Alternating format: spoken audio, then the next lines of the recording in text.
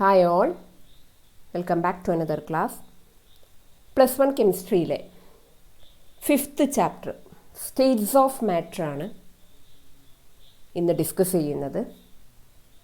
നിങ്ങളുടെ plus 1 exam അടുത്തു വന്നിട്ടുണ്ട്. ഇന്ന് ഉദ്ദേശിക്കുന്നത് സ്റ്റേറ്റ് ഓഫ് മാറ്ററിലെ ഫോക്കസ് ഏരിയാസ് ആണ് ഡിസ്കസ് ചെയ്യുന്നത്. സ്റ്റേറ്റ്സ് ഓഫ് മാറ്ററിലുള്ള ആദ്യത്തെ 2 ഫോക്കസ് ഏരിയ ആണ് ഇന്നത്തെ വീഡിയോയിൽ നമ്മൾ ഡിസ്കസ് ചെയ്യുന്നത്. അതായത് ഗ്യാസ് ലോസ് ആണ് ഫസ്റ്റ് ഫോക്കസ് ഏരിയ. ഗ്യാസ് ലോസിൽ ഒന്നാമതായിട്ട് നമ്മൾ പഠിക്കുന്നത് ബോയിൽസ് ലോ ആണ്. ബോയിൽസ് ലോ സ്റ്റേറ്റ് ചെയ്തത് ബോയിൽസ് റോബർട്ട് ബോയിൽ എന്ന് പറഞ്ഞ സയൻറ്റിസ്റ്റാണ് ബോയിൽസ് ലോ പുട്ട് ഫോർവേഡ്. ഈ ലോ പറയുന്നത് ടെമ്പറേച്ചർ കോൺസ്റ്റൻ്റ് ആവുമ്പോൾ ഗിവൺ മാസ് ഓഫ് എ ഗ്യാസിൻ്റെ വോള്യവും പ്രഷറും തമ്മിൽ ഒരു ബന്ധമുണ്ട്.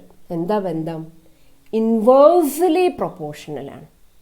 എന്തും തമ്മിലുള്ള റിലേഷനാണ് വോള്യവും പ്രഷറും തമ്മിലുള്ള റിലേഷൻ. അതായത് the pressure of A fixed amount of gas varies inversely with its volume. The pressure of a fixed amount of gas varies inversely with its volume. എപ്പോൾ? അറ്റ് കോൺസ്റ്റൻറ്റ് ടെമ്പറേച്ചർ കോൺസ്റ്റൻ്റ് ആവും. ഇപ്പോൾ boils ലോയിൽ എന്ത് constant ആണ്?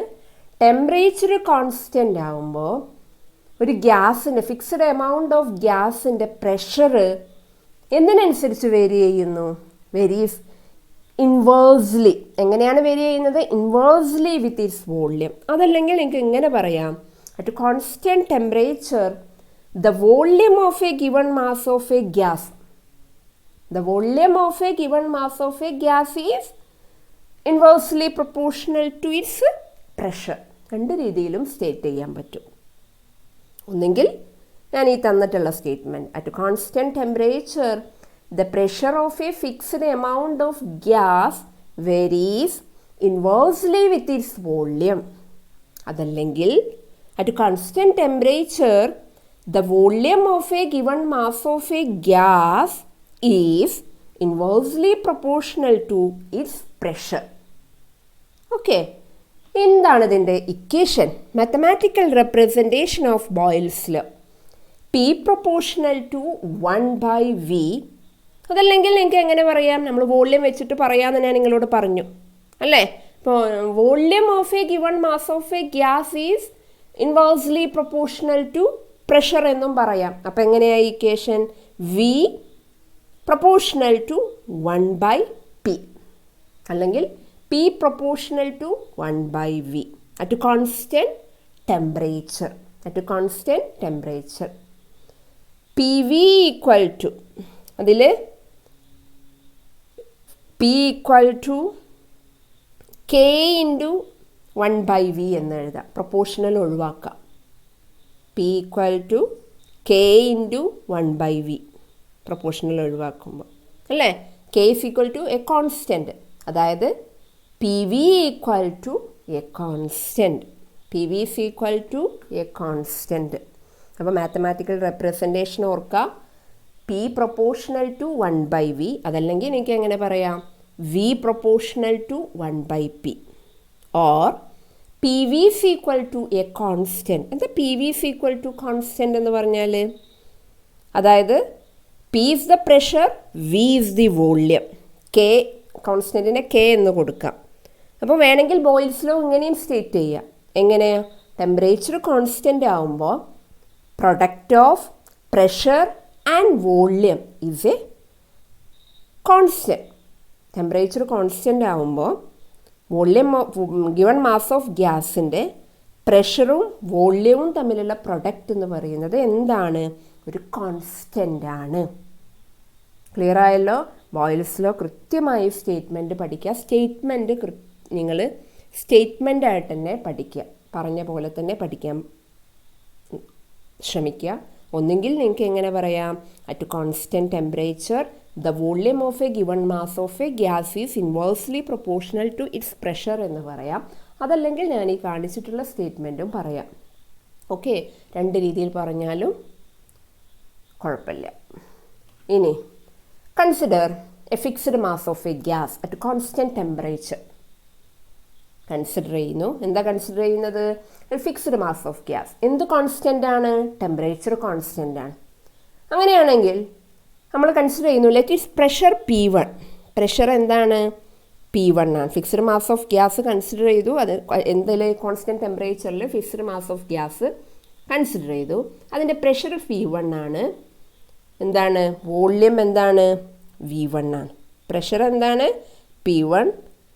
Volume എന്താണ്? V1. അത് consider ചെയ്തു. When the pressure is changed to P1 എന്നുള്ള pressure എന്തായിട്ട് ചേഞ്ച് ചെയ്തു? P2. When it's volume V1 എന്നുള്ളത് V2. അറ്റ് സെയിം ടെമ്പറേച്ചറിൽ P1 എന്നുള്ളത് P2 ആയി, V1 എന്നുള്ളത് എന്തായിട്ട് ചേഞ്ച് ചെയ്തു? V2 ആയിട്ട് ചേഞ്ച് ചെയ്താൽ ബോയിൽസ് ലോ പ്രകാരം എന്തായിരിക്കും? P1 V1 is equal to P2 V2 എന്നായിരിക്കും. എന്താ പറഞ്ഞതോ? Consider a fixed mass of a gas at constant temperature. Consider a fixed mass of a gas at constant temperature. Let V1 is the volume of a given mass of ആ ഗ്യാസിൻ്റെ volume എന്നുള്ളത് V1ഉം pressure P1ഉം ആണ് at temperature T, constant ടെമ്പറേച്ചറിൽ. When pressure is changed to P2, volume is changed in to V1 എന്നുള്ള volume V2 ആയി change ചെയ്താൽ ബോയിൽസ് ലോ പ്രകാരം എന്തായിരിക്കും? P1 V1 equal to P2 V2 എന്നായിരിക്കും. അപ്പോൾ പിന്നെ 3 ഇക്വേഷൻ നിങ്ങൾക്ക് പറഞ്ഞു തന്നു.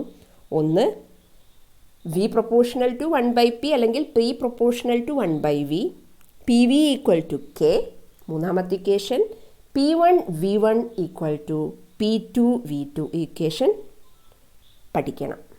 ഓക്കെ, ഇനി ഗ്രാഫിക്കൽ റെപ്രസെൻറ്റേഷനാണ് നമ്മൾ പറയുന്നത്. ബോയിൽസ് ലോൻ്റെ graphical representation. Boyle's law can be illustrated by plotting PV against P at a given temperature.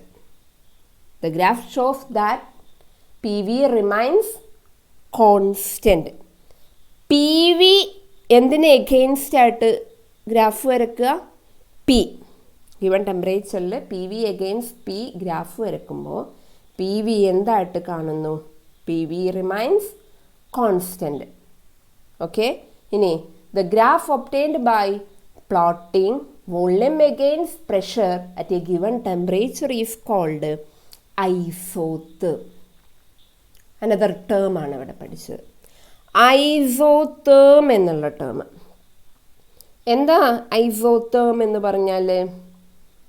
പ്രഷറും വോള്യവും തമ്മിൽ ഗ്രാഫ് വരച്ചാൽ ആ ഗ്രാഫിന് പറയുന്ന പേരാണ് എന്ത്? ഐസോതേം. അതായത് ബോയിൽസ് ലോൻ്റെ ഗ്രാഫ് എന്ന് പറയുമ്പോൾ എന്തും തമ്മിലുള്ള ഗ്രാഫാണ് നമ്മൾ പറഞ്ഞു.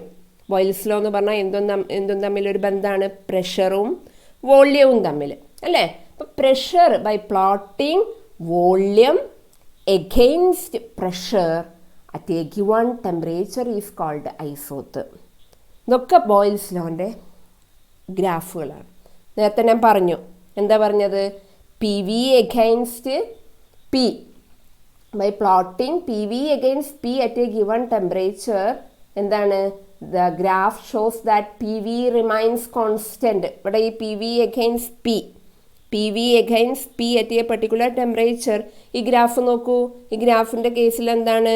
PV value remains constant in spite of regular increase in pressure. Pressure കൂടുന്നതിനനുസരിച്ചും PVയുടെ വാല്യൂ എന്താണ്? കോൺസ്റ്റൻ്റ് ആണ്, അല്ലേ? ഇനിയോ ഇവിടെ നോക്കൂ, the plot of V against P, അല്ലേ?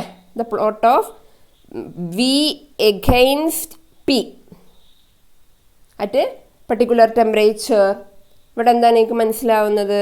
The curve clearly shows that pressure is increased, volume decreases. Pressure increase ചെയ്യുന്നതിനനുസരിച്ച് എന്ത് ചെയ്യുന്നുണ്ട്? വോള്യം ഡിക്രീസ് ചെയ്യുന്നുണ്ട്. ഇനി ലോഗ് പി അഗെയിൻസ്റ്റ് ലോഗ് വിൻ്റെ ഗ്രാഫ് കാണിച്ചതാണ്.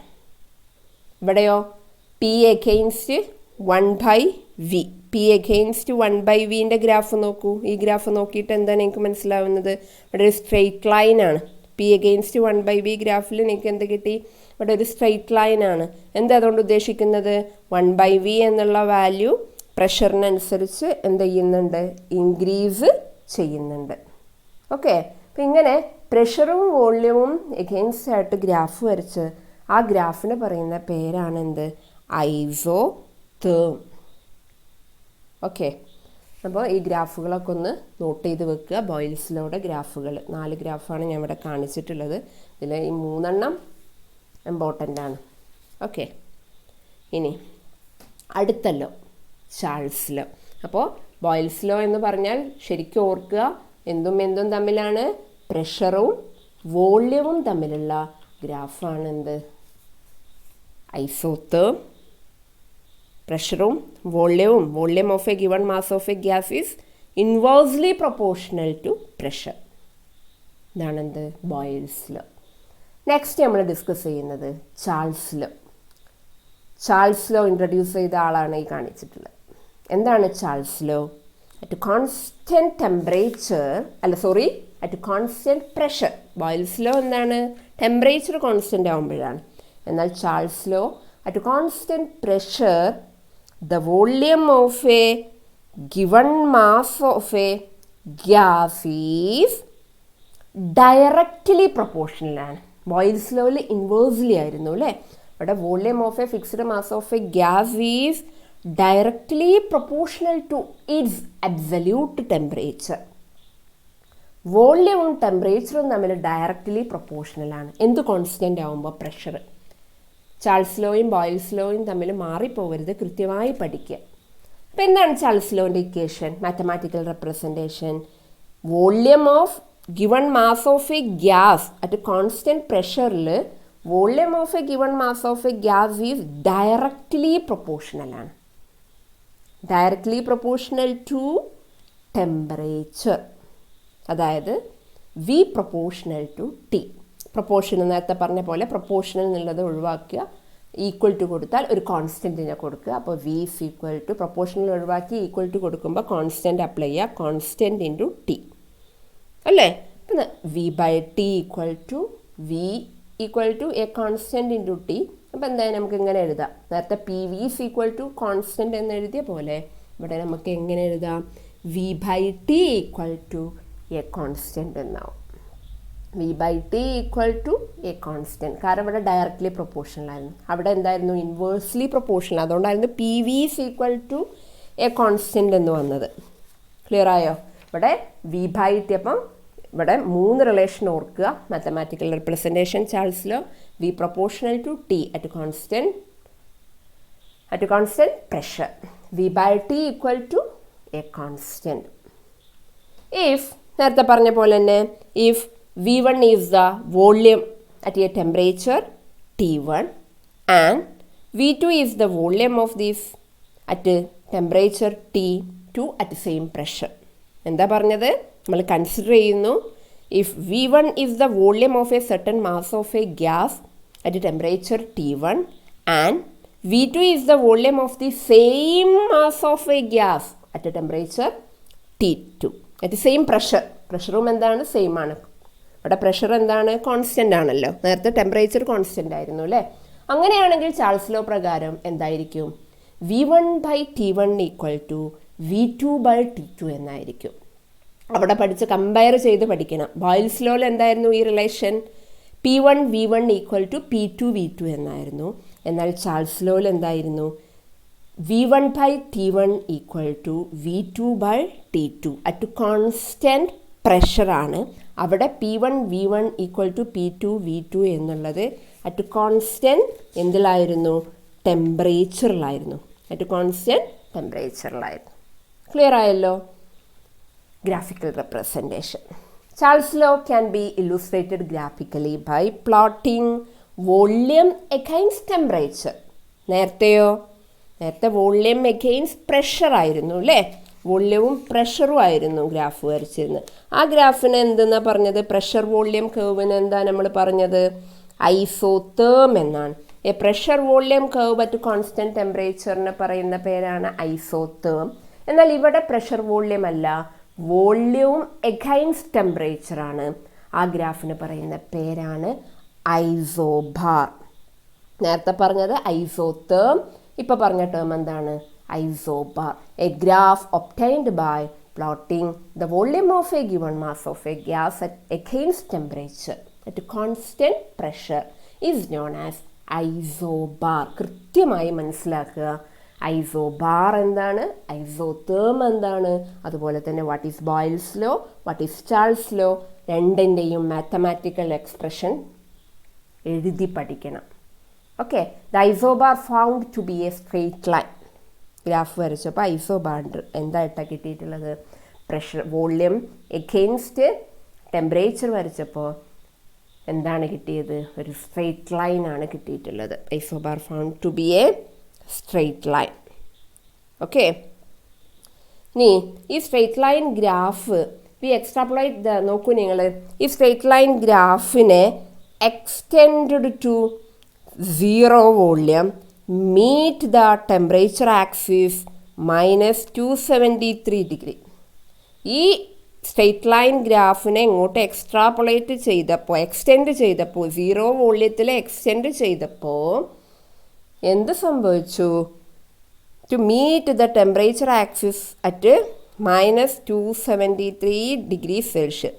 Similar result were obtained other gases also. ഇതേ റിസൾട്ടാണ് എല്ലാ ഗ്യാസസിൻ്റെ കേസിലും എന്ത് ചെയ്തിട്ടുള്ളത്? കിട്ടിയിട്ടുള്ളത്. അപ്പോൾ ഈ extrapolate the straight line obtained, it will meet the temperature axis at -273.15 degrees Celsius.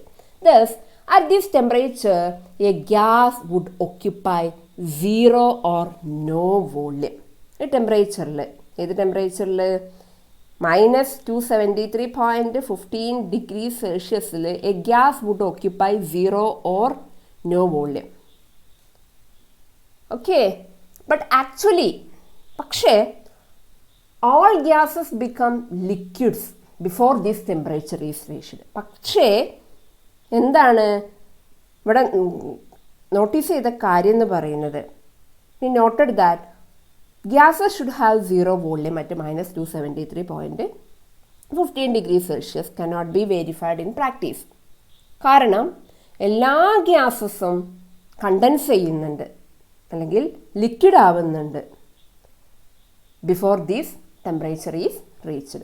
So the lowest hypothetical or theoretical temperature of -273.15 degrees Celsius at which all gases are supposed to occupy, അല്ലെങ്കിൽ all gases are supposed to have 0 volume is called absolute zero temperature. അതിനെയാണ് എന്തെന്ന് പറയുന്നത്? Absolute zero എന്ന് പറയുന്നത്. Okay, this scale of temperature based upon this is known as absolute scale of temperature or Kelvin scale of temperature എന്ന പേരിൽ അറിയപ്പെടുന്നു. Okay, the lowest hypothetical അല്ലെങ്കിൽ theoretical temperature of -273.15 degrees Celsius at which all gases are supposed to have 0 volume. ഇതിനെയാണ് എന്തെന്ന് പറയുന്നത്? Absolute zero. ആ scale of ടെമ്പറേച്ചറിനെയാണ് എന്തെന്ന് പറയുന്നത്? അബ്സല്യൂട്ട് സ്കെയിൽ ഓഫ് ടെമ്പറേച്ചർ എന്ന പേരിൽ അറിയപ്പെടുന്നത്. Okay. Kelvin scale of temperature is also known as thermodynamic scale of temperature. Kelvin scale of ടെമ്പറേച്ചറിനെ ഏത് പേരിൽ അറിയപ്പെടുന്നു? Thermodynamic scale of temperature. Thus -273.15 degrees Celsius is equal to 0 Kelvin.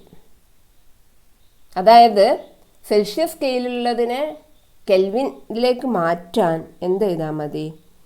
സെൽഷ്യസിനെ എന്തുമായിട്ട് add ചെയ്താൽ മതി? 2. അപ്പോൾ നിങ്ങൾക്ക് പ്രോബ്ലംസ് ചെയ്യുമ്പോൾ സെൽഷ്യസിലാണ് തന്നത് എന്നുണ്ടെങ്കിൽ അതിനെ എന്ത് ചെയ്താൽ മതി? സെൽഷ്യസിനെ എന്തുകൊണ്ട് ആഡ് ചെയ്താൽ മതി? 273 ആയിട്ട് ആഡ് ചെയ്താൽ അത് എന്തായി? ഏതിലേക്ക് മാറി?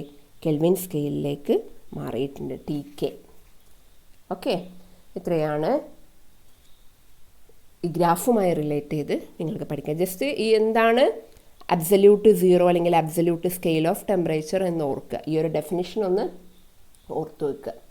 ഓക്കെ, എന്താണ് അബ്സല്യൂട്ട് സീറോ ടെമ്പറേച്ചർ അല്ലെങ്കിൽ അബ്സല്യൂട്ട് സ്കെയിൽ ഓഫ് ടെമ്പറേച്ചർ? അതുപോലെ ഈ കാര്യം ഓർക്കുക, സെൽഷ്യസിലുള്ളതിനെ കെൽവിനിലേക്ക് മാറ്റാൻ സെൽഷ്യസിലേക്ക് എന്ത് ആഡ് ചെയ്താൽ മതി? +273 ആഡ് ചെയ്യുക.